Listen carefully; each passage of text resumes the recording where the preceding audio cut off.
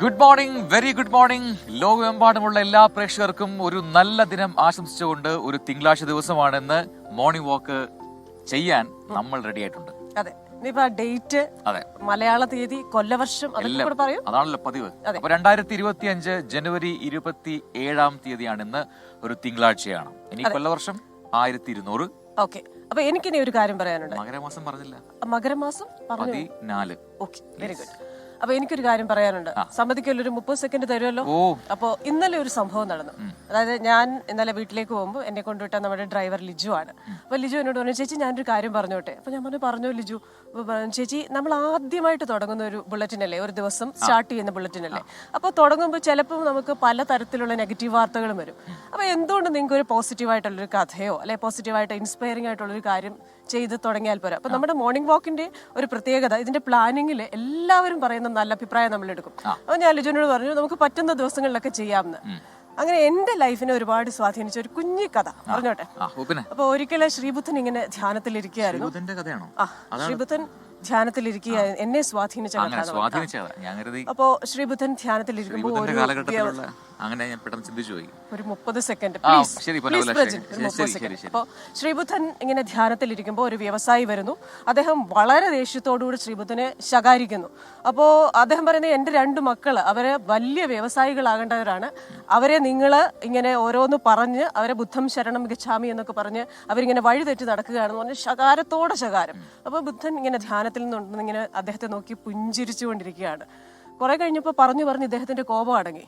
അപ്പോൾ അദ്ദേഹം വിചാരിച്ചത്, ഇയാൾ എന്തായും മിണ്ടായിരിക്കുന്നത്. അപ്പോൾ ഒരു ശിഷ്യൻ ചോദിച്ചു അതെന്താണ്. അപ്പോൾ ശ്രീബുദ്ധൻ ഈ മനുഷ്യനോട് ചോദിച്ചു, നിങ്ങൾ ഒരാൾക്കൊരു സമ്മാനം കൊടുക്കുകയാണ്. അപ്പോൾ ആ സമ്മാനം കൊടുക്കുന്ന ആളത് സ്വീകരിക്കുന്നില്ല. അപ്പോൾ സമ്മാനം എവിടെയാ? അപ്പോൾ തനിക്ക് അതിനുള്ള ബോധം പോലും ഇല്ലേ? ആ സമ്മാനം തൻ്റെ കയ്യിൽ തന്നെ ഇരിക്കും, ആ ആളിന്റെ തന്നെ കയ്യിൽ തന്നെ. അപ്പോൾ അങ്ങ് ഇത്രയും സമയം പറഞ്ഞ കാര്യങ്ങൾ ഞാൻ എടുത്തിട്ടില്ല, അത് അങ്ങയുടെ കയ്യിൽ തന്നെ ഇരിക്കുകയാണ്. അപ്പൊ ശകാരം എന്ന് പറയുന്നത് സ്വീകാര്യമല്ല, നമ്മൾ എടുക്കണ്ട. ആരും നമ്മളോട് കോപപ്പെട്ടാലും അത് നമ്മൾ എടുക്കാതിരിക്കുക. അപ്പൊ ഇത് ഒരു പരിധി വരെ എന്റെ ലൈഫിനെ ഒരുപാട് സ്വാധീനിച്ചിട്ടുണ്ട്. അപ്പൊ അതങ്ങനെ ഒരു പോസിറ്റീവ് നോട്ടിൽ നമ്മൾ തുടങ്ങുന്നത്. വാർത്തകളുണ്ട്, വിശേഷങ്ങളുണ്ട്, വർത്തമാനങ്ങളുണ്ട്, നിങ്ങളുടെ അഭിപ്രായങ്ങൾ ഇതുപോലെ കമന്റ് ബോക്സിൽ നമുക്ക് വായിക്കാനുണ്ട്. അപ്പോൾ അതെല്ലാം പ്രതീക്ഷിക്കുന്നു. ഒരുപാട് വാർത്തകൾ സംഭവിക്കുന്ന, കഴിഞ്ഞ ദിവസത്തെ വാർത്തകൾ അപ്ഡേറ്റുകൾ പ്രതീക്ഷിക്കുന്ന ഒരു ദിവസം കൂടിയാണ്. അപ്പോൾ അതിലേക്കാണ് പെട്ടെന്ന് ആദ്യം നോക്കാം ഈ മണിക്കൂറിലെ തലക്കെട്ടുകൾ, ഹെഡ്ലൈൻസ്.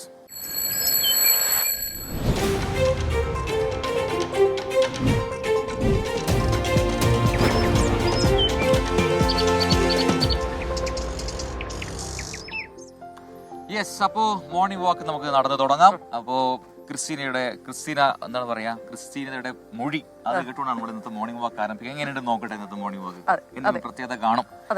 അപ്പോൾ കഴിഞ്ഞ ദിവസത്തെ ഏറ്റവും പ്രധാനപ്പെട്ട വാർത്തയിൽ നിന്ന് തുടങ്ങാം. പഞ്ചാരക്കുലിയിലെ കടുവാ ദൗത്യം ഇന്നലെ കണ്ടതാണ്. ഒരുപാട് സംഭവ വികാസങ്ങൾ അവിടെ ഉണ്ടായി. വീണ്ടും RRT സംഘത്തെ ആക്രമിക്കുന്ന നരഭൂജി കടുവ, അതിനെ പിടിക്കാനുള്ള ഉത്തരവ് ഇതെല്ലാം വന്നു കഴിഞ്ഞു. 10 സംഘങ്ങൾ ആണ് ഇപ്പോൾ വയനാട്ടിലേക്ക് എത്താൻ പോകുന്നത്. അതിന്റെ ഏറ്റവും പുതിയ അപ്ഡേറ്റുകളാണ് നമുക്ക് ഇനി നോക്കാനുള്ളത് അല്ലേ. അപ്പൊ ഇന്ന് പ്രത്യേക ദൗത്യമാണ് തുടരുന്നത്. കടുവയെ വെടിവെച്ചു കൊല്ലാൻ നിർദ്ദേശം വന്നതോടെയാണ് വനം വകുപ്പ് പ്രത്യേക ഒരുക്കങ്ങൾ നടത്തുന്നത്. സായുധ സംഘത്തിന്റെ നേതൃത്വത്തിൽ ഇന്ന് വനമേഖലയിൽ തെരച്ചിൽ നടക്കും. കടുവയെ കണ്ടാലുടൻ വെടിവെക്കാനാണ് നീക്കം. ഇതിനായി ഷാർപ്പ് ഷൂട്ടേഴ്സിനെ നിയോഗിച്ചിട്ടുണ്ട്. പ്രദേശത്ത് രാവിലെ 6 മണി മുതൽ 48 മണിക്കൂർ കർഫ്യൂ പ്രഖ്യാപിച്ചിട്ടുണ്ട്. ഈ സമയം കൊണ്ട് തന്നെ കടുവയെ പിടിക്കണം എന്നതാണ് ലക്ഷ്യം.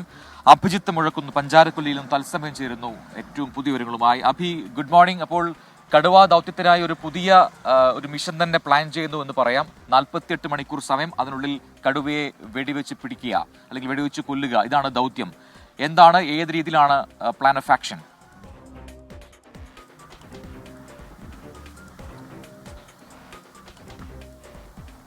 Prajin, Christina, good morning. പഞ്ചാരക്കൊല്ലിയിലെ കടുവാ ദൗത്യവുമായി ബന്ധപ്പെട്ട് ഇന്ന് നിർണായക ദിനമാണ്. പ്രത്യേകിച്ച് ഒരു കൃത്യമായ ആക്ഷൻ പ്ലാൻ തയ്യാറാക്കിക്കൊണ്ട് കൃത്യമായ രീതിയിലുള്ള ഒരു മുന്നൊരുക്കം ഈ ദൗത്യസംഘത്തിൻ്റെ ഭാഗത്തുനിന്നുണ്ടായിട്ടുണ്ട്. പ്രജിൻ സൂചിപ്പിച്ചതുപോലെ തന്നെയാണ് ഷാർപ്പ് ഷൂട്ടർമാർ ഇവിടേക്ക് എത്തുന്നു, പഞ്ചാരക്കൊല്ലിയിലേക്ക് എത്തുന്നു. 8 പേരടങ്ങുന്ന 10 സംഘം പഞ്ചാരക്കൊല്ലിയിലേക്ക് നീങ്ങിയിട്ടുണ്ട് എന്നുള്ളതാണ് നമ്മൾ മനസ്സിലാക്കുന്നത്. അതിൽ തന്നെ ഷാർപ്പ് ഷൂട്ടർമാരുണ്ട്. കടുവയെ സ്പോട്ട് ചെയ്താൽ, കടുവയെ കണ്ടുകഴിഞ്ഞാൽ വെടിവെക്കുക എന്നുള്ളത് തന്നെയാണ് ഏറ്റവും പ്രധാനപ്പെട്ട കാര്യം. ഇതിൽ കഴിഞ്ഞ ദിവസം തന്നെ കടുവയെ നരഭോജി കടുവയായി പ്രഖ്യാപിച്ചിട്ടുണ്ട്. ആ ഒരു തീരുമാനം വന്നിട്ടുണ്ട്. AK ശശീന്ദ്രൻ, വനമന്ത്രി AK ശശീന്ദ്രൻ ഇന്നലെ പഞ്ചാരക്കൊല്ലിയിൽ എത്തിയപ്പോൾ തന്നെ പറഞ്ഞതാണ്, മുഖ്യമന്ത്രിയുടെ നിർദ്ദേശമുണ്ട്, കടുവയെ കണ്ടെത്തിക്കഴിഞ്ഞാൽ വെടിവെക്കുക. ആ തീരുമാനത്തിലേക്ക് തന്നെ ദൗത്യസംഘം എത്തുകയും ചെയ്തിട്ടുണ്ട്. അതിലേറ്റവും പ്രധാനമായത് ഇന്നലെ വീണ്ടും ഇത്തരത്തിലൊരു കടുവയുടെ ആക്രമണം ഉണ്ടാകുന്ന ഒരു സാഹചര്യം ഉണ്ടായി. ഉൾക്കാട്ടിൽ വെച്ച് RRT സംഘത്തിലുള്ള ഒരാൾക്ക് കടുവയുടെ ആക്രമണം നേരിടേണ്ടി വന്നു. അങ്ങനെ ഭീതി ഈ ജനങ്ങൾക്ക് ഉണ്ടാകുന്ന സാഹചര്യത്തിൽ തന്നെ കൃത്യമായ രീതിയിലുള്ള ആക്ഷൻ പ്ലാൻ തയ്യാറാക്കിക്കൊണ്ട് തന്നെ മുന്നോട്ട് നീങ്ങുകയാണ് ദൗത്യസംഘം. കൂടുതൽ പേർ ഇവിടേക്ക് എത്തുന്നു, ഷാർപ്പ് ഷൂട്ടർമാർ എത്തുന്നു. അതുതന്നെയാണ് പ്രധാനം. കൂടാതെ ഈ മേഖലയിൽ കർഫ്യൂ പ്രഖ്യാപിച്ചിട്ടുണ്ട്. ഇന്ന് രാവിലെ 6 മണി മുതൽ ഇപ്പോൾ കർഫ്യൂ ആരംഭിച്ചിട്ടുണ്ട്. പഞ്ചാരക്കൊല്ലി, മേലെ ചിറക്കര, പിലാക്കാവ് 3 റോഡ് ഭാഗം, മണിയംകുന്ന് ഭാഗം എന്നിവിടങ്ങളിലാണ് ഇന്ന് രാവിലെ ഇപ്പോൾ ഈ 6 മണി മുതൽ കർഫ്യൂ ആരംഭിച്ചിട്ടുള്ളത്. 48 മണിക്കൂർ ദൈർഘ്യമുള്ള കർഫ്യൂ ആണ്. വിദ്യാർത്ഥികൾ പുറത്തിറങ്ങരുത്, ജനങ്ങൾ പുറത്തിറങ്ങരുത് എന്നുള്ളൊരു നിർദ്ദേശം അവിടെ ഉണ്ടായിട്ടുണ്ട്. കടകൾ അടച്ചിടാനുള്ള നിർദ്ദേശമുണ്ട്. ഈ പരീക്ഷകൾക്കൊക്കെ പോകുന്നവരുണ്ടെങ്കിൽ അവർ ഈ കൗൺസിലർമാരോടൊക്കെ ബന്ധപ്പെട്ട് അവർക്ക് അതിനുള്ള സൗകര്യം ഏർപ്പെടുത്തും എന്നുള്ളൊരു നിർദ്ദേശം കൂടി നിലവിൽ വന്നിട്ടുണ്ട്.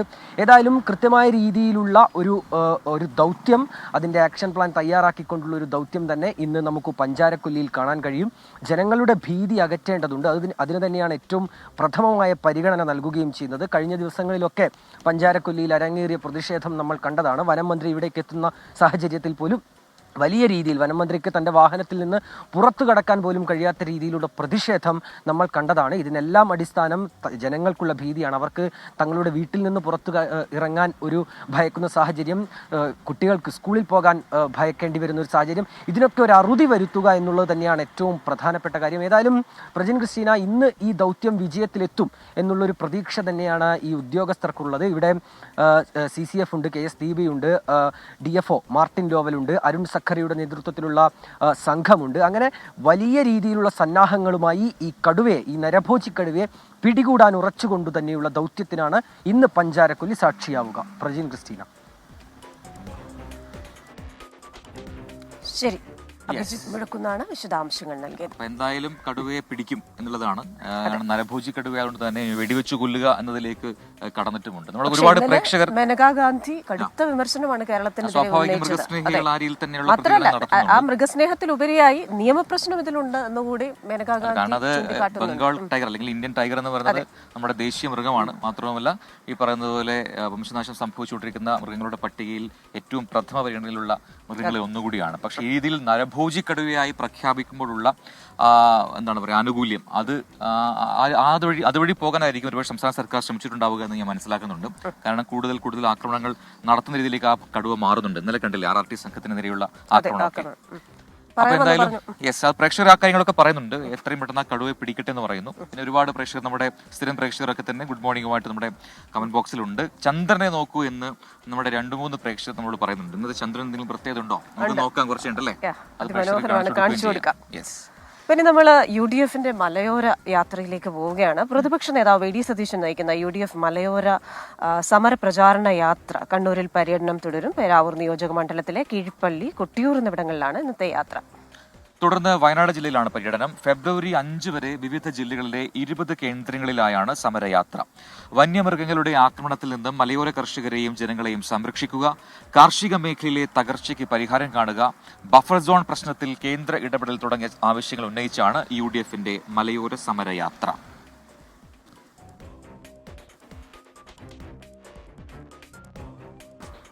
ഇന്നലെ കോഴിക്കോട് സംഭവിച്ച ആ ഒരു ദാരുണമായ സംഭവത്തെക്കുറിച്ചാണ്. കൊയിലാണ്ടിയിൽ കടലിൽ കുളിക്കുന്നതിനിടെ തിരയിൽപ്പെട്ട് മരിച്ച 4 പേരുടെയും സംസ്കാരം ഇന്ന് കോഴിക്കോട് മെഡിക്കൽ കോളേജ് മോർച്ചറിയിൽ സൂക്ഷിച്ചിരിക്കുന്ന മൃതദേഹങ്ങൾ പോസ്റ്റ്മോർട്ടം നടപടികൾക്ക് ശേഷം ബന്ധുക്കൾക്ക് വിട്ടു നൽകും. കൽപ്പറ്റ സ്വദേശികളായ അനീസ, വാണി, ബിനീഷ്, ഫൈസൽ എന്നിവരാണ് ഇന്നലെ തിരയിൽപ്പെട്ട് മരിച്ചത്. വിവരങ്ങളുമായി സമീർ C മുഹമ്മദ് കോഴിക്കോട് നിന്ന് ചേരുന്നു.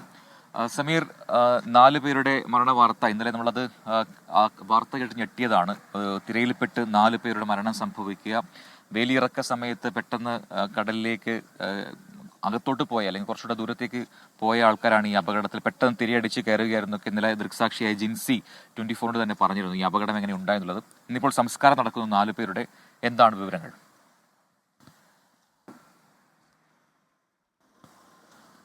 Good morning Christina, Prajin. അതിദാരുണമായ സംഭവമാണ് ഇന്നലെ ഉച്ചയോടുകൂടെ ഉണ്ടായത്. വയനാട് കൽപ്പാറ്റയിൽ നിന്നെത്തിയ വിനോദസഞ്ചാരികൾ അപകടത്തിൽപ്പെടുകയായിരുന്നു. കൊയിലാണ്ടി ബീച്ചിൽ വെച്ചുകൊണ്ടാണ് ഈ അപകടമുണ്ടായത്. 26 അംഗ സംഘമാണ് ബീച്ചും അതുപോലെ തന്നെ വിവിധ ഇടങ്ങളിൽ സന്ദർശിക്കാനായിക്കൊണ്ട് വിനോദസഞ്ചാരികളായി എത്തിയത്. അവരിൽ 26 പേരിൽ 5 പേരാണ് കുളിക്കാൻ ഇറങ്ങിയത്. അതിൽ 4 പേർക്കാണ് ദാരുണമായ അന്ത്യം സംഭവിച്ചത്. ആ 4 പേരുടെ മൃതദേഹം കോഴിക്കോട് മെഡിക്കൽ കോളേജിൽ സൂക്ഷിച്ചിരിക്കുകയാണ്. 10 മണിയോട് കൂടിയായിരിക്കും അതിൽ ഇൻക്വസ്റ്റ് നടപടികൾ ആരംഭിക്കുക. അതിനുശേഷം പോസ്റ്റ്മോർട്ടം പൂർത്തീകരിക്കും. അതിനുശേഷം ഉച്ചയ്ക്ക് ശേഷമായിരിക്കും മൃതദേഹങ്ങൾ ബന്ധുക്കൾക്ക് വിട്ടു നൽകുക. തുടർന്ന് കൽപ്പറ്റയിലേക്ക് കൊണ്ടുപോകും. ഒപ്പം തന്നെ രക്ഷപ്പെട്ട ജിൻസിയുടെ ആരോഗ്യനില കാര്യമായൊരു പുരോഗതിയുണ്ട് എന്നുള്ള ആശ്വാസകരമായ കാര്യം കൂടി വരുന്നുണ്ട്. അവർ ഇന്നലെ കൊയിലാണ്ടിയിൽ പ്രാഥമികമായിട്ടുള്ള ചികിത്സ നൽകി അതിനുശേഷം കൽപ്പറ്റയിലേക്ക് കൊണ്ടുപോവുകയും ചെയ്തു. അവിടെ ആരോഗ്യനിലയിൽ പുരോഗതിയുണ്ട് എന്ന് ആശുപത്രി അധികൃതർ അറിയിക്കുന്നുണ്ട്. ഈ അപകടത്തിനിടയാക്കിയ ഒരു കാരണം ജിൻസി തന്നെ 24നോട് പങ്കുവച്ച കാര്യമാണ്. വളരെ വേഗത്തിൽ കടൽ ഉൾവലിയുന്നു, ശക്തമായ രീതിയിൽ അത് തിരയടിക്കുകയും ചെയ്യുന്നു. ആ വേളയിലാണ് ഈ 5 പേരും വെള്ളത്തിൽ അകപ്പെട്ടത്, തിരയിൽ അകപ്പെട്ടത് എന്ന കാര്യമാണ് അവർ വ്യക്തമാക്കുന്നത്. എന്തായാലും അതുമായി ബന്ധപ്പെട്ടുള്ള മുൻകരുതലൊക്കെ തന്നെ നൽകിയിരുന്നു, അവർക്ക് മാർഗ്ഗനിർദ്ദേശങ്ങളൊക്കെ തന്നെ നൽകിയിരുന്നു എന്നും പക്ഷേ അപകടത്തിൽപ്പെടുകയായിരുന്നു എന്ന കാര്യം കാനത്തിൽ ജമീല MLA ഉൾപ്പെടെയുള്ളവരും പറയുന്നുണ്ട്. എന്തായാലും അതിദാരുണമായിട്ടുള്ള സംഭവമാണ്. 5 പേരാണ് അപകടത്തിൽപ്പെട്ടത്. അതിൽ 4 പേർക്കും മരണം സംഭവിച്ചു എന്നുള്ള വളരെ ഞെട്ടിപ്പിക്കുന്ന ഒരു വാർത്തയാണ് ഇന്നലെ പുറത്തു വന്നത്. ഇന്ന് 10 മണിയോട് കൂടിയായിരിക്കും അവിടെ പോസ്റ്റ്മോർട്ടം നടപടികൾ ആരംഭിക്കുക. തുടർന്ന് മറ്റ് നടപടികളിലേക്ക് അവരുടെ ബന്ധുക്കൾക്ക് മൃതദേഹം വിട്ടു നൽകും. പിന്നീട് കൽപ്പറ്റയിലേക്ക് കൊണ്ടുപോകും. ക്രിസ്റ്റീന, പ്രജിൻ. ശരി, സമീർ സി മുഹമ്മദാണ് കോഴിക്കോട് നിന്ന് വിശദാംശങ്ങൾ നൽകിയത്. അപ്പോൾ ഇനി നമ്മൾ മറ്റൊരു വാർത്തയിലേക്ക് പോയാൽ സംസ്ഥാനത്തെ വളരെ പ്രധാനപ്പെട്ട വാർത്തകളൊന്നാണ് അതല്ലേ. ഇന്നിപ്പോൾ റേഷൻ സമരം തുടങ്ങാൻ പോവുകയാണ്. അപ്പൊ അത് എങ്ങനെയാണ്? കാരണം ഇന്നലെയൊക്കെ ഭക്ഷ്യമന്ത്രിയുടെ പ്രതികരണം നമ്മൾ കണ്ടതാണ്. പൊതുവിതരണ സംവിധാനം ഉപയോഗിച്ച് വിലപേശുന്നു എന്നൊക്കെയുള്ള വലിയ ശക്തമായ ഒരു താക്കീതൊക്കെ നടക്കുന്നുണ്ട് മന്ത്രിയുടെ ഭാഗത്തുനിന്നും. അതെ, എന്തായാലും ഇന്നു മുതൽ റേഷൻ വിതരണം സ്തംഭിക്കും. 14,000-ലധികം വരുന്ന റേഷൻ വ്യാപാരികൾ ഇന്നു മുതൽ അനിശ്ചിതകാലത്തേക്ക് പണിമുടക്കും. വേതന പാക്കേജ് പരിഷ്കരിക്കാതെ സമരത്തിൽ നിന്ന് പിന്മാറില്ല എന്നാണ് റേഷൻ വ്യാപാരി സംഘടനകളുടെ നിലപാട്. ഭക്ഷ്യമന്ത്രിയും ധനമന്ത്രിയും കൈയൊഴിഞ്ഞതോടെ മുഖ്യമന്ത്രി ഇടപെട്ട് ഉറപ്പു നൽകിയാൽ സമരം പിൻവലിക്കാം എന്നൊരു നിലപാടിലേക്ക് വ്യാപാരികൾ എത്തിയിട്ടുമുണ്ട്. വാതിൽപ്പടി വിതരണക്കാർ ഭക്ഷ്യധാന്യങ്ങൾ കടകളിലെത്തിച്ചാലും ധാന്യങ്ങൾ സ്വീകരിക്കില്ലെന്നാണ് വ്യാപാരികളുടെ നിലപാട്. എന്നാൽ ഗുണഭോക്താക്കൾക്ക് ഭക്ഷ്യധാന്യങ്ങൾ നിഷേധിച്ചാൽ ലൈസൻസ് റദ്ദാക്കുന്ന നടപടികളിലേക്ക് കടക്കേണ്ടി വരുമെന്നാണ് സർക്കാർ മുന്നറിയിപ്പ്. ആ കടയിലിരിക്കുന്ന എല്ലാ ഉൽപ്പന്നങ്ങളും സർക്കാരിൻ്റെതാണ്. അതിൻ്റെ പോസ്റ്റ് മെഷീൻ ആണെങ്കിലും അതിനകത്തിരിക്കുന്ന അരിയാണെങ്കിലും ഗോതമ്പാണെങ്കിലും റവയാണെങ്കിലും ഇതെല്ലാം സർക്കാരിൻ്റെ സാധനങ്ങളാണ് എന്ന് പറഞ്ഞാൽ ജനങ്ങളുടെ ഉൽപ്പന്നങ്ങളാണ്. അത് ജനങ്ങൾക്ക് കൊടുക്കാൻ സർക്കാർ ആവശ്യമാണെങ്കിൽ അത്തരം ഷോപ്പുകൾ സർക്കാർ തന്നെ തിരിച്ച് കൊടുത്തതുപോലെ തിരിച്ചേറ്റെടുക്കേണ്ടി വരും. റേഷൻ വ്യാപാരികളുമായി ചർച്ചകൾ അവസാനിച്ചിട്ടില്ലെന്നും ധനസ്ഥിതി മെച്ചപ്പെടുന്നതിനനുസരിച്ച് ശമ്പള പരിഷ്കരണം വരുത്താമെന്നുമാണ് ഭക്ഷ്യമന്ത്രി വ്യാപാരികളെ അറിയിച്ചിരിക്കുന്നത്.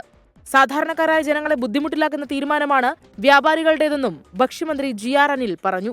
അർഹരായ ഒരാൾക്കും റേഷൻ കിട്ടാതെ വരുന്ന സാഹചര്യം ഉണ്ടാകില്ലെന്നും മന്ത്രി വ്യക്തമാക്കി. 24 തിരുവനന്തപുരം. അപ്പോൾ റേഷൻ വ്യാപാരികൾ അനിശ്ചിതകാലത്തേക്ക് പണിമുടക്കുന്നു. ഈ പറയുന്ന പോലെ മുഖ്യമന്ത്രി ഇടപെട്ട് ഉറപ്പു നൽകിയാൽ ഈ സമരം പിൻവലിക്കാം എന്നൊരു നിലപാടിലേക്ക് വരുന്നത് അത് പോസിറ്റീവായിട്ട് കാണാം അല്ലേ.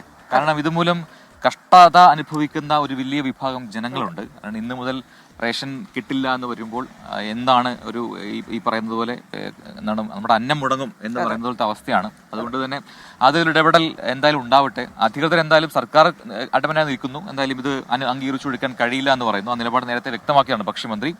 അപ്പോൾ മുഖ്യമന്ത്രി ഇടപെട്ട് ഒരു ഉറപ്പ് നൽകിയാൽ സമരം പിൻവലിക്കാമെന്നത് ആശാവഹമായി കാണാം. ഇന്ന് തന്നെ ഒരു പ്രശ്നപരിഹാരം ഉണ്ടാവട്ടെ. അതെ, അപ്പോൾ ഇത് നമ്മുടെ ജീവൻ നിലനിർത്തുന്ന അവശ്യ സാധനങ്ങളുടെ വിതരണം മുടങ്ങുന്നതുമായി ബന്ധപ്പെട്ട ഒരു വാർത്തയാണ്. നമുക്ക് അത്ര അത്യാവശ്യമില്ലാത്ത ഒരു വസ്തുവിന് ഇന്നലെ വില കൂട്ടിയിട്ടുണ്ട്. അവരുടെ ആവശ്യം നിങ്ങളുടെ അനാവശ്യമായിരിക്കും എന്ന് പറയുന്ന പോലെ ആവശ്യമുള്ളവരുണ്ടായിരിക്കും എന്നല്ലേ ആ ചിരിയുടെ അർത്ഥം? അതെ, അങ്ങനെ ആവാം. ആവശ്യക്കാരുണ്ടല്ലോ. അതുകൊണ്ടാണല്ലോ ഏറ്റവും കൂടുതൽ വരുമാനം സംസ്ഥാനത്തിന് ഓരോ ഓണക്കാലത്തും ഉണ്ടാവുന്നത്. ഞാൻ എന്തായാലും അതിനെ അനുകൂലിക്കുന്നില്ല. ഓക്കെ, ഓരോരുത്തരുടെ സ്വാതന്ത്ര്യമാണ്. സംസ്ഥാനത്ത് പുതുക്കിയ മദ്യവില ഇന്നു മുതൽ പ്രാബല്യത്തിലാകും. 10 രൂപ മുതൽ 50 രൂപ വരെയാണ് വിവിധ ബ്രാൻഡുകൾക്ക് കൂട്ടിയിരിക്കുന്നത്. 62 കമ്പനികളുടെ 341 ബ്രാൻഡുകൾക്കാണ് ഇന്നു മുതൽ പുതിയ വില. പുതുക്കിയ മദ്യവില വിവരപ്പട്ടിക ബെവ്കോ പുറത്തിറക്കി. 999 രൂപ വരെയുള്ള മദ്യത്തിന് 20 രൂപയും 1000-ന് മുകളിൽ 40 രൂപയുമാണ് കൂട്ടിയത്. അതേസമയം വില കുറയ്ക്കാനും തീരുമാനമുണ്ട്. 45 കമ്പനികളുടെ 107 ബ്രാൻഡുകൾക്കാണ് വില കുറയുക. ഇന്ത്യൻ നിർമ്മിത വിദേശ മദ്യത്തിനും ബിയറിനും വൈനിനും വില വർദ്ധിപ്പിച്ചിട്ടുണ്ട്. ബെവ്കോ നിയന്ത്രണത്തിൽ ഉൽപ്പാദിപ്പിച്ച് വിൽക്കുന്ന ജവാൻ റം വില 640 രൂപയിൽ നിന്ന് 650 ഉയർത്തി. ബിയറുകൾക്ക് 20 രൂപ വരെ വില കൂടി. പ്രീമിയം ബ്രാൻഡുകൾക്ക് 130 രൂപ വരെ കൂടിയിട്ടുണ്ട്. 15 മാസത്തിനു ശേഷമാണ് മദ്യത്തിന്റെ വില വർധന. 2022 നവംബറിൽ മദ്യത്തിന്റെ വിൽപ്പന നികുതി വർദ്ധിപ്പിച്ചിരുന്നു. 2023-24 ബജറ്റിൽ സെസും ഏർപ്പെടുത്തി. ബെവ്കോയും മദ്യക്കമ്പനികളും തമ്മിലുള്ള റേറ്റ് കോൺട്രാക്ട് അനുസരിച്ചാണ് മദ്യവില നിശ്ചയിക്കുന്നത്. ഓരോ വർഷവും വില വർധന കമ്പനികൾ ആവശ്യപ്പെടാറുണ്ട്. ചില വർഷങ്ങളിൽ വില കൂട്ടി നൽകും. മദ്യത്തിന്റെ ഉൽപാദന ചെലവ് കൂടിയെന്ന മദ്യക്കമ്പനികളുടെ ആവശ്യം ന്യായമാണെന്ന സർക്കാർ നിലപാട് അംഗീകരിച്ചാണ് ബെവ്കോ മദ്യവില കൂട്ടിയത്. എഥനോൾ വില കൂടിയതാണ് മദ്യവില കൂടാൻ കാരണമായി പറയുന്നത്. ഇതേ എഥനോൾ ഉൽപ്പാദിപ്പിക്കാനാണ് പാലക്കാട് ബ്രൂവറിക്ക് അനുമതി നൽകിയത്. പാലക്കാട് ബ്രൂവറി തുടങ്ങി എഥനോൾ ഉൽപ്പാദിപ്പിക്കാനായാൽ സംസ്ഥാനത്ത് മദ്യവിലയിലും ഇത് പ്രതിഫലിക്കുമെന്നാണ് സർക്കാരിന്റെ വാദം. 24 തിരുവനന്തപുരം. യെസ്, അപ്പോൾ എന്തായാലും അങ്ങനെയാണ്, മദ്യത്തിന് വില കൂടുന്നു. അപ്പോഴും ഈ മദ്യം വാങ്ങുന്നത് കുറയുമോ എന്ന ചോദ്യം അവിടെ അവശേഷിക്കുന്നുണ്ട്. അത് നമ്മുടെ സാധാരണ സാമ്പത്തിക ശാസ്ത്രപ്രകാരം വില കൂടുമ്പോൾ ഡിമാൻഡ് കുറയും എന്നാണ്. പക്ഷേ ഇത് ഈ കാര്യത്തിൽ അതേസമയം ഇലാസ്റ്റിസിറ്റി ഓഫ് ഡിമാൻഡ് പറയുന്നത് അത്രയ്ക്ക് അത്യാവശ്യമുള്ള എത്ര വില കൂട്ടിയാലും, മരുന്ന് പോലെയുള്ള വസ്തുക്കൾക്ക് എത്ര വില കൂടിയാലും അത് നമുക്ക് ഉപയോഗിച്ചേ പറ്റൂ. അത് മരുന്നാണ് ഞാൻ ഉദ്ദേശിച്ചത്. അപ്പോൾ ഇത് എന്താണെന്നറിയില്ല. എന്തായാലും ബജറ്റിന് മുമ്പേ ധനമന്ത്രി ഒരു നൈസായ നീക്കം നടത്തി എന്നാണ് പലരും പറയുന്നത്. അപ്പൊ നമ്മള് സമയം 6 മണി കഴിഞ്ഞ് 18 മിനിറ്റായി. കമന്റ് ബോക്സിലേക്ക് വന്നാൽ ഒരുപാട് കമന്റുകൾ വരുന്നുണ്ട്. മദ്യത്തിന്റെ വില കൂടി, ഹർത്താലൊന്നും ഇല്ലേ എന്ന് ഷെരീഫ് പി ചോദിക്കുന്നു. എന്തിന് ഷെരീഫ്? ഇതാ വിപിൻ MK ചോദിക്കുന്നു, ഇന്ന് മുതൽ ഷെയർ ഇടുമ്പോൾ 50 രൂപ കൂടുമല്ലേ പ്രജനെ എന്ന് ചോദിക്കുന്നു. അതെനിക്ക് അറിഞ്ഞൂടാണ്, ഞാൻ ഷെയർ ഇടാറില്ല. അതെ, നമ്മൾ രണ്ടുപേരും ഷെയർ ഇടാറുള്ളവരല്ല, നമ്മുടെ കൂടെയുള്ളവരും അങ്ങനെയല്ല. അപ്പോ ഈ പറഞ്ഞതുപോലെ റഹ്മാൻ ഷാ റഷ്യയിൽ നിന്ന് എല്ലാ ദിവസവും കാണും, കമന്റ് ചെയ്യും, പരിപാടി ഇഷ്ടമാണ്, എല്ലാവരെയും ഇഷ്ടമാണ് എന്ന് പറയുന്നുണ്ട്. അപ്പൊ റഹ്മാൻ ഷാ ഇന്ന് കമന്റ് വായിച്ചിട്ടുണ്ട്. നമ്മുടെ റഷീദ A പറയുന്നുണ്ട്, വലിയൊരു വിഷമത്തിലാണ്, എൻ്റെ അയൽവാസി പെട്ടെന്ന് മരിച്ചു, ഹാർട്ട് അറ്റാക്ക് ആയിരുന്നു, ചെറിയ പയ്യനാണ്. അപ്പൊ ഈ യുവാക്കൾക്കിടയിൽ ഹാർട്ട് അറ്റാക്ക് ഈ അടുത്തിടെയായിട്ട് കൂടുന്നുണ്ട്, കുഴിഞ്ഞു വീണ് മരണങ്ങൾ. അപ്പോൾ ആരോഗ്യകരമായ കാര്യങ്ങൾ കൂടെ നമ്മൾ ശ്രദ്ധിക്കുക. ചെറുപ്പത്തിൽ തന്നെ ഇത്തരത്തിലുള്ള ടെസ്റ്റുകളും ഒക്കെ നടത്തുക എന്നുള്ളതാണ് അതിനൊരു ചെയ്യാൻ പറ്റുന്ന ഒരു കാര്യം. ഞങ്ങളും ആ ദുഃഖത്തിൽ പങ്കുചേരുന്നു, കുടുംബത്തിന്റെ ദുഃഖത്തിൽ പങ്കുചേരുന്നു. ദിലീപ് PC മലബാർ വാലി എന്നൊരു കമന്റ് എഴുതുന്നു, ജനങ്ങൾ കൂടുതലായി എത്തിച്ചേരുന്ന ബീച്ചുകളിൽ മാർഗനിർദ്ദേശങ്ങൾ കൃത്യമായി പാലിക്കേണ്ടതുണ്ട്, ഒപ്പം ഗാർഡുകളെ കൃത്യമായി നിയോഗിക്കണം എന്നൊക്കെ പറയുന്നുണ്ട്. ഇന്നലെ അതൊക്കെ ഉണ്ടായിരുന്നു. പക്ഷേ ഒരു ബീച്ചിൽ സംഭവിക്കാവുന്ന ഏറ്റവും ടിപ്പിക്കലായിട്ടുള്ള അപകടമാണ് ഇന്ന് നടന്നത്. ഒരു വേലിയിറക്ക സമയത്ത് നമ്മൾ മാർഗനിർദ്ദേശങ്ങളൊന്നും പാലിക്കാതെ കടലിനകത്ത് ഉള്ളോട്ട് പോവുക, ആ സമയത്ത് പെട്ടെന്ന് വേലിയേറ്റം ഉണ്ടാവുക, തിരയടിച്ചു വരിക, അപകടത്തിൽപ്പെടുക. ഇതാണ് സംഭവിച്ചത്. അപ്പൊ നമ്മുടെ മോനിഷ പുനലൂർ ടൗണിൽ ചായ കുടിച്ചുകൊണ്ട് നിൽക്കുകയാണെന്ന് പറയുന്നുണ്ട്. അപ്പൊ നമുക്ക് ഒരു ചായ കിട്ടാനുള്ള വകുപ്പ് വല്ലതും ഉണ്ടെന്ന് നോക്കാറുണ്ട്. കോപ്റ്റ് വാക്ക്വേയിലാണ് നമ്മളുള്ളത്, തൊപ്പുമുടി. നമുക്ക് കൂടുതൽ വാർത്തകളുണ്ട്, വിശേഷങ്ങളുണ്ട്. അതിലേക്ക് ഒരു ചെറിയ ഇടവേള കഴിഞ്ഞു break. Welcome back. Morning walk നമ്മൾ തുടരുകയാണ്. തൊപ്പുംപടി കോപ്റ്റ് വാക്ക്വേയിലാണ് നമ്മളുള്ളത്. ഇന്നത്തെ നമ്മുടെ നടത്തം അത് കുഴപ്പമില്ല അല്ലേ, നല്ല രസമായിട്ടുണ്ട്. അപ്പോൾ കാഴ്ചകളുണ്ട് ഇവിടെ കാണാൻ, തൊട്ടടുത്ത് കായലും കാര്യങ്ങളൊക്കെ ഉണ്ട്. അതിന്റെ ദൃശ്യങ്ങളിലേക്കൊക്കെ വരാം. ഒന്ന് വെളിച്ചം ഒന്ന് വന്നോട്ടെ. അതെ, എന്നാലും മനോഹരമായ അമ്പിളിക്കല നമ്മൾ പ്രേക്ഷകർ നോക്കാൻ പറഞ്ഞിരുന്നു. അത് പ്രേക്ഷകരെ കാണിച്ചു കൊടുത്തിട്ടുണ്ട്, കണ്ടു കാണും എന്ന് വിശ്വസിക്കുന്നു. നമുക്ക് പാലക്കാട്ട് BJPയുടെ ചില ഇഷ്യൂസ് ഉണ്ട്, രാഷ്ട്രീയ വാർത്തയാണത്, അതിലേക്കാണ്. പാലക്കാട്ടെ BJPയിലെ പുതിയ അധ്യക്ഷനായി യുവമോർച്ച ജില്ലാ അധ്യക്ഷൻ പ്രശാന്ത് ശിവനെ ഇന്ന് പ്രഖ്യാപിക്കും. പ്രഖ്യാപനമുണ്ടായാൽ തൊട്ടു പിന്നാലെ കൗൺസിലർ സ്ഥാനം രാജിവെക്കാനാണ് ഇടഞ്ഞു നിൽക്കുന്നവരുടെ തീരുമാനം. ചട്ടങ്ങൾ മറികടന്ന് പ്രശാന്ത് ശിവന് വേണ്ടി ഇടപെട്ടു എന്നതാണ് മുതിർന്ന നേതാക്കളെ ചൊടിപ്പിച്ചത്. പ്രസിഡന്റ് സ്ഥാനത്തേക്ക് മത്സരിച്ച് കൂടുതൽ വോട്ട് നേടിയവരെ മാറ്റി നിർത്തി ഏകപക്ഷീയമായി അധ്യക്ഷനെ തെരഞ്ഞെടുത്തുവെന്നാണ് ഒരു വിഭാഗത്തിന്റെ ആക്ഷേപം. BJP ജനറൽ സെക്രട്ടറി C കൃഷ്ണകുമാറിന്റെ നോമിനിയായ പ്രശാന്ത് ശിവനെ തെരഞ്ഞെടുത്തതിൽ അട്ടിമറിയുണ്ടെന്നും നേതൃത്വം തിരുത്തണമെന്നുമാണ് ആവശ്യം. തിരുത്തിയില്ലെങ്കിൽ ദേശീയ കൗൺസിൽ അംഗം ഉൾപ്പെടെ 9ഓളം കൗൺസിലർമാർ രാജിവെക്കാനാണ് ആലോചന. നഗരസഭാ chairperson Pramila Sasidharan, vice chairman E Krishnadas, ആരോഗ്യ സ്റ്റാൻഡിംഗ് കമ്മിറ്റി ചെയർമാൻ സ്മിതേഷ്, വിദ്യാഭ്യാസ സ്റ്റാൻഡിംഗ് കമ്മിറ്റി ചെയർമാൻ സാബു, മുതിർന്ന അംഗം N ശിവരാജൻ, K ലക്ഷ്മണൻ എന്നിവരാണ് രാജിസന്നദ്ധത അറിയിച്ചത്. 6 പേർ രാജിവെച്ചാൽ BJPയുടെ നഗരസഭാ ഭരണമടക്കം പ്രതിസന്ധിയിലാകും. ദേശീയ നേതൃത്വം അംഗീകരിച്ച ജില്ലാ പ്രസിഡന്റ് സ്ഥാനങ്ങൾക്ക് മാറ്റമുണ്ടാകില്ലെന്ന് ഇന്നലെ സംസ്ഥാന അധ്യക്ഷൻ K സുരേന്ദ്രൻ പറഞ്ഞിരുന്നു. രാവിലെ 10:30 പുതിയ ജില്ലാ അധ്യക്ഷനെ പാർട്ടി പ്രഖ്യാപിക്കും. 24 പാലക്കാട്. യെസ്, അപ്പം എന്തായാലും BJPയിൽ എന്താണ് നടക്കാൻ പോകുന്നതെന്ന് അറിയാം. പ്രശാന്ത് ശിവനെ അധ്യക്ഷനാക്കുന്നതിൽ വലിയ എതിർപ്പുണ്ട്. 9 കൗൺസിലർമാർ ഇടഞ്ഞു നിൽക്കുന്നു. അപ്പോൾ അവരെ കോൺഗ്രസിലേക്ക് എത്തിക്കാനുള്ള ശ്രമങ്ങൾ രാഹുൽ മാങ്കൂട്ടത്തിലെ നേതൃത്വത്തിൽ പാലക്കാട് നടക്കുന്നുണ്ട്. അതിൽ എന്തെങ്കിലും തീരുമാനം ഉണ്ടാവുക എന്നൊക്കെ കണ്ടറിയണം. അതിൽ BJP അധ്യക്ഷൻ പറയുന്നു കർശനമായ നടപടി ഉണ്ടാകും. ഇത് ജില്ലാ BJP നേതൃത്വത്തിന്റെ തീരുമാനമാണ്, അല്ലെങ്കിൽ സംസ്ഥാന നേതൃത്വത്തിന്റെ തീരുമാനമാണ്. അതിൽ കൃത്യമായ ഇടപെടൽ നേതാക്കളുടെ ഭാഗത്തുണ്ടായിട്ടുണ്ട്. അതുകൊണ്ട് ഇതിനെതിരെ നിൽക്കുന്നത് ആരായാലും എത്ര ഉന്നതനായാലും നടപടി ഉണ്ടാകും, പാർട്ടിക്ക് പുറത്താകും എന്നടക്കം പറഞ്ഞിട്ടുണ്ട്. അപ്പൊ കാത്തിരുന്ന് കാണാം. അതെ. ഇനി നമ്മൾ കോഴിക്കോട്ടേക്ക് പോയി കഴിഞ്ഞാൽ കോഴിക്കോട് കൂരാച്ചുണ്ട് പഞ്ചായത്തിൽ ഇന്ന് അവിശ്വാസ പ്രമേയമാണ്. UDF പഞ്ചായത്ത് പ്രസിഡന്റിനെതിരെയാണ് LDF അവിശ്വാസം കൊണ്ടുവന്നത്. കോൺഗ്രസിനോട് ഇടഞ്ഞ ലീഗും LDFന് പിന്തുണ പ്രഖ്യാപിച്ചിട്ടുണ്ട്. ആകെ 13 വാർഡുകളുള്ള പഞ്ചായത്തിൽ കോൺഗ്രസ് 6, ലീഗ് 2, കേരള കോൺഗ്രസ് 2, CPIM 2, ഒരു സ്വതന്ത്രൻ എന്ന നിലയിലാണ് കക്ഷിനില. ലീഗിന്റെയും സ്വതന്ത്രന്റെയും അടക്കം 7 പേരുടെ പിന്തുണ അവിശ്വാസ പ്രമേയത്തിൽ LDFനുണ്ട്. അവിശ്വാസം പാസ്സായാൽ പഞ്ചായത്തിൽ ഭരണമാറ്റമുണ്ടാകും.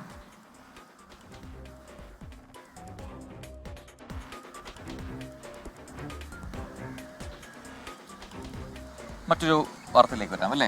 ഏറെ വിവാദമായി നിൽക്കുന്ന കാര്യമാണ് ഈ നമ്മുടെ മദ്യനിർമ്മാണശാല നിർമ്മാണം. അതിന്റെ ഭാഗമായിട്ടുള്ള വിവാദങ്ങളെല്ലാം ഒരു ഭാഗത്ത് നടക്കുന്നുണ്ട്. ഇപ്പോൾ ബ്രൂവറി വിവാദത്തിനിടെ CPI സംസ്ഥാന എക്സിക്യൂട്ടീവ് യോഗം ഇന്ന് ആലപ്പുഴയിൽ ചേരുന്നു. സ്വകാര്യ മദ്യ കമ്പനിക്ക് മന്ത്രിസഭാ യോഗം അനുമതി നൽകിയതിനെതിരെ സംസ്ഥാന നേതൃത്വത്തെ എതിർപ്പറിയിച്ച് CPI പാലക്കാട് ജില്ലാ കൗൺസിൽ നേരത്തെ രംഗത്തെത്തിയിരുന്നു. CPI മന്ത്രിമാർ വേണ്ട ജാഗ്രത കാണിച്ചില്ല എന്നും മന്ത്രിസഭാ യോഗത്തിൽ ഇത് സംബന്ധിച്ച് എതിർപ്പുയർത്തണമായിരുന്നു എന്നുമാണ് ജില്ലാ കൗൺസിലിന്റെ വിമർശനം. മദ്യക്കമ്പനിക്ക് അനുമതി നൽകിയ തീരുമാനത്തിൽ നിന്ന് പിന്മാറാൻ CPI ആവശ്യപ്പെടുമോ എന്ന് ഇന്നറിയാം. ആലപ്പുഴയിൽ നിശ്ചയിച്ച പാർട്ടി സംസ്ഥാന സമ്മേളനത്തിന്റെ ഒരുക്കം ചർച്ച ചെയ്യാൻ കൂടുന്ന സംസ്ഥാന എക്സിക്യൂട്ടീവിലേക്കാണ് സ്വകാര്യ മദ്യനിർമ്മാണ കമ്പനിക്ക് അനുമതി നൽകിയത് ചർച്ചയാകുക. ഇനി CPMലേക്ക് വന്നു കഴിഞ്ഞാൽ ഇന്ന് എറണാകുളം ജില്ലാ CPM സമ്മേളനം ഇന്ന് സമാപിക്കുകയാണ്. അപ്പോൾ നിർണായകമായ ഒരുപാട് ചർച്ചകൾ അവിടെ നടന്നിട്ടുണ്ട്. അതിരൂക്ഷ വിമർശനം കഴിഞ്ഞ ദിവസം ജില്ലാ സെക്രട്ടറിക്കെതിരെയൊക്കെ ഉണ്ടായത് നമ്മൾ കണ്ടതാണ്. പക്ഷേ ജില്ലാ സെക്രട്ടറി മാറില്ല എന്ന സൂചനകളും ഇപ്പോൾ വരുന്നുണ്ട്. എന്തായാലും മറൈൻ ഡ്രൈവിൽ നടക്കുന്ന സമാപന സമ്മേളനം മുഖ്യമന്ത്രി പിണറായി വിജയനാണ് ഇന്ന് ഉദ്ഘാടനം ചെയ്യുക. ആഭ്യന്തര വകുപ്പിനും മന്ത്രി P. രാജീവിനുമെതിരെ രൂക്ഷ വിമർശനമാണ് ഉയർന്നത്. ചില തർക്കങ്ങളുണ്ടെങ്കിലും CN മോഹനൻ ജില്ലാ സെക്രട്ടറിയായി തുടരുമെന്ന് തന്നെയാണ് നമുക്ക് അറിയാൻ കഴിയുന്നത്. 7-ലധികം പുതുമുഖങ്ങൾ ജില്ലാ കമ്മിറ്റിയിലേക്ക് എത്തും.